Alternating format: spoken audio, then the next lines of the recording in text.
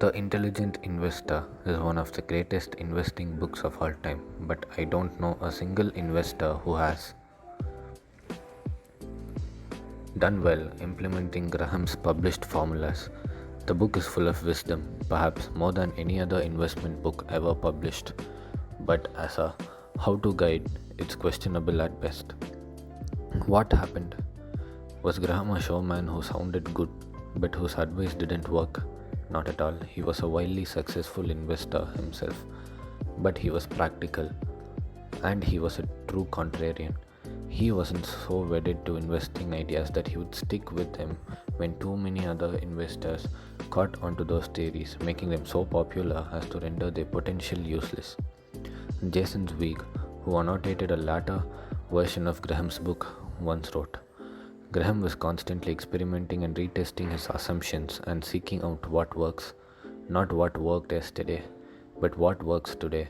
In each revised edition of The Intelligent Investor, Graham discarded the formulas he presented in the previous edition and replaced them with new ones, declaring in a sense that those do not work anymore, or they do not work as well as they used to. These are the formulas that seem to work better now. One of the common criticisms made of Graham is that all the formulas in the 1972 edition are antiquated.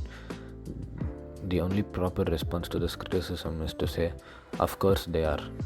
They are the ones he used to replace the formulas in the 1965 edition, which replaced the formulas in the 1954 edition, which in turn replaced the ones from the 1949 edition, which were used to augment the original formulas that he presented in Security Analysis in 1934. Graham died in 1976.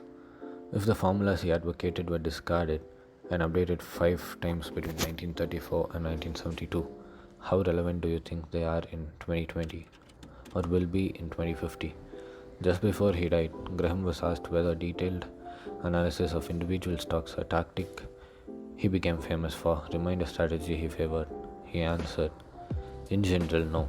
I am no longer an advocate of elaborate techniques of security analysis in order to find superior value opportunities. This was a rewarding activity, say 40 years ago, when our textbook was first published, but the situation has changed a great deal since then. What changed was competition grew as opportunities became well known.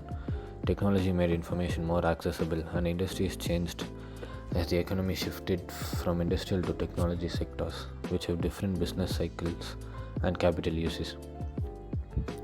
Things changed.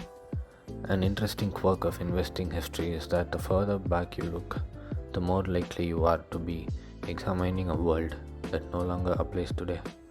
Many investors and economists take comfort in knowing their forecasts are backed up by decades, even centuries of data. But since economies evolve, recent history is often the best guide to the future, because it's more likely to include important conditions that are relevant to the future. There's a common phrase in investing, usually used mockingly, that it's different this time. If you need to rebuke someone who's predicting the future, one perfectly mirror the past, say, oh, so you think it's different this time? And drop the mic. It comes from investor John Templeton's view that the four most dangerous words in investing are, it's different this time. Templeton, though, admitted that it is different at least 20% of the time. The world changes, of course it does, and those changes are what matter most over time. Michael Batnick put it, the 12 most dangerous words in investing are, the 4 most dangerous words in investing are, it's different this time. That doesn't mean we should ignore history when thinking about money, but there's an important nuance. The further back in history you look, the more general your takeaways should be. General things like people's relationship to greed and fear, how they behave under stress, and how they respond to incentives tend to be stable in time. The history of money is useful for that kind of stuff. But specific trends, specific trades, specific sectors, specific casual relationships about markets, and what people should do with their money are always an example of evolution in progress. Historians are not prophets. The question then is, how should we think about and plan for the future? Let's take a look in the next chapter.